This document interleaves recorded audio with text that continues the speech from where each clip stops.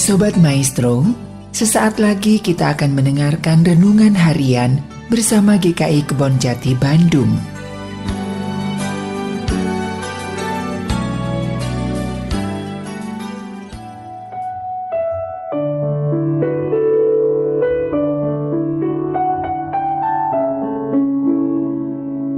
Saudara yang terkasih, bertemu kembali dengan saya Justinus Beriman Larosa dalam program Renungan Harian GKI Kebonjati pada hari ini. Renungan harian kita saya beri judul Berbanyak Senyum Kurangi Keluhan, yang dilandasi dari firman Tuhan yang saya ambil dari Amsal pasal 15 ayatnya yang ke-13 dan ayatnya yang ke-15. Saya akan bacakan bersama-sama dengan saudara. Hati yang gembira membuat muka berseri-seri, tetapi kepedihan hati mematahkan semangat. Hari orang berkesusahan buruk semuanya, tetapi orang yang gembira hatinya selalu berpesta. Bapak yang terkasih, mengeluh merupakan hal yang pernah dilakukan oleh semua orang. Yang berbeda mungkin kadarnya. Hal yang paling sederhana misalnya, kita mengeluhkan jalanan yang macet. Anak sekolah yang mengeluhkan tugas sekolah yang begitu banyak. Atau ibu-ibu yang mengeluhkan harga sembako yang semakin mahal. Bisa juga karyawan yang mengeluhkan penghasilannya yang dirasa kurang. Pengusaha mengeluhkan bisnisnya yang kurang lancar. Dan berbagai macam contoh lainnya dalam kehidupan sehari-hari. Keluhan muncul karena ketidakpuasan akan keadaan diri maupun keadaan sekitar yang tidak sesuai dengan apa yang diharapkan. Ketika dalam kondisi ini, kita akan bersungut-sungut untuk menyatakan ketidakpuasan kita, yang kemudian jika berlangsung secara terus-menerus dan secara tidak sadar menjadikan kita seorang pengeluh. Mengeluh adalah sikap atau aktivitas yang tidak produktif dalam kehidupan, membawa kerugian secara fisik maupun mental. Orang yang mengeluh wajahnya tentu muram, wajah tidak bercahaya, nggak ada semangat hidup, nggak ada kegembiraan, nggak ada sukacita. Dan secara mental, keluhan akan menumpulkan kemampuan seseorang dalam memecahkan masalah. Dan pada taraf tertentu, akan merusak relasi kita dengan sesama.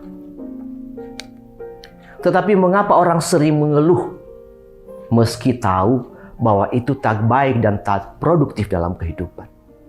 Jawabannya adalah karena mengeluh adalah pelarian paling gampang dalam menyikapi sebuah persoalan. Apakah dengan mengeluh sebuah persoalan akan terselesaikan dan membuat keadaan menjadi lebih baik? Tentu saja tidak. Karena mengeluh tidak menghasilkan sebuah perubahan apa-apa.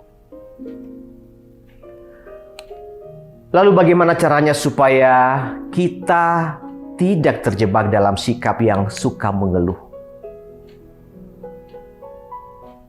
Hal yang pertama mungkin yang bisa kita lakukan adalah mencoba berpikir untuk positif.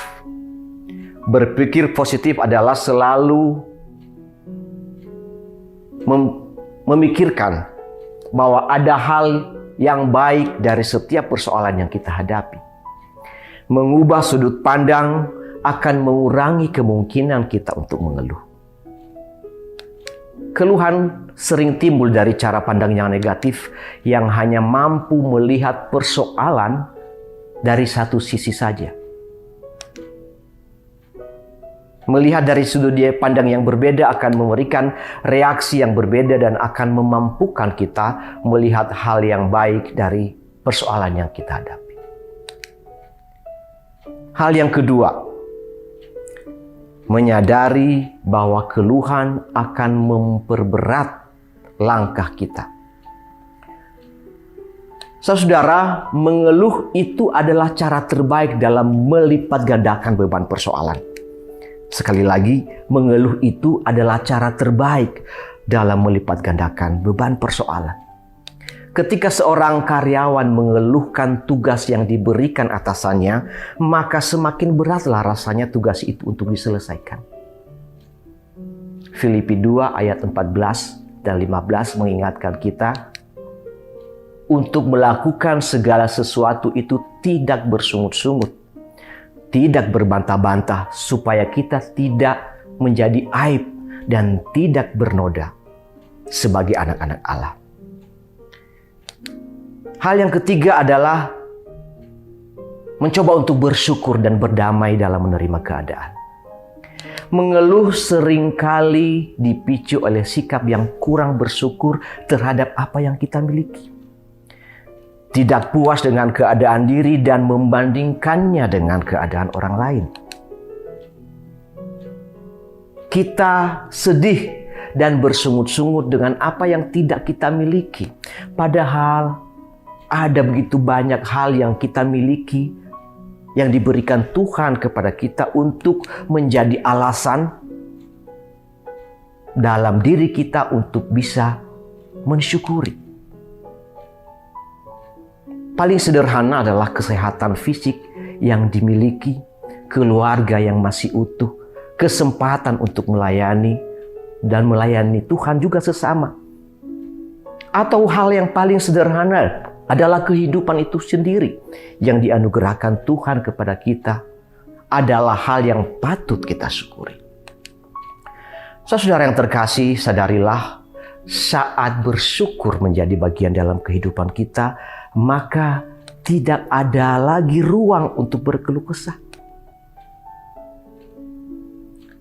Tersenyum dalam setiap keadaan adalah hal yang bisa kita lakukan. Tersenyum dalam situasi yang menyenangkan pasti tidak susah memang. Tetapi dalam kondisi yang tidak menyenangkan, tersenyum merupakan hal yang tidak gampang. Tersenyum itu adalah tindakan sederhana yang memiliki dampak besar. Ada penelitian yang mengatakan senyum itu bisa memperpanjang umur dan meningkatkan daya tahan tubuh. Ketika kita tersenyum, tubuh akan menghasilkan hormon yang namanya hormon serotonin yang menjadikan kita terlihat lebih ceria. Tidak mudah menggerutu, tidak gampang depresi, dan hormon ini membuat kita gampang tidur. Tersenyum pada kondisi yang tidak kita harapkan akan membuat hari kita menjadi lebih mudah.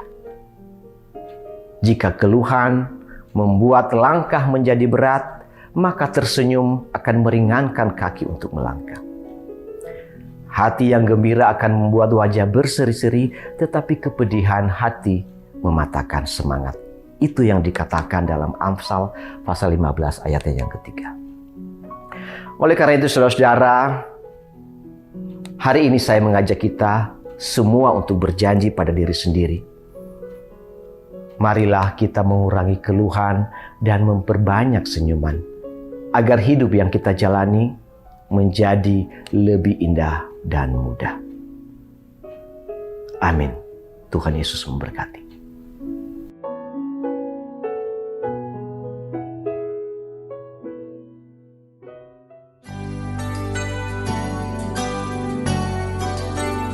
Sobat Maestro, baru saja Anda mendengarkan Renungan Harian bersama GKI Kebon Jati Bandung. Tuhan Yesus memberkati.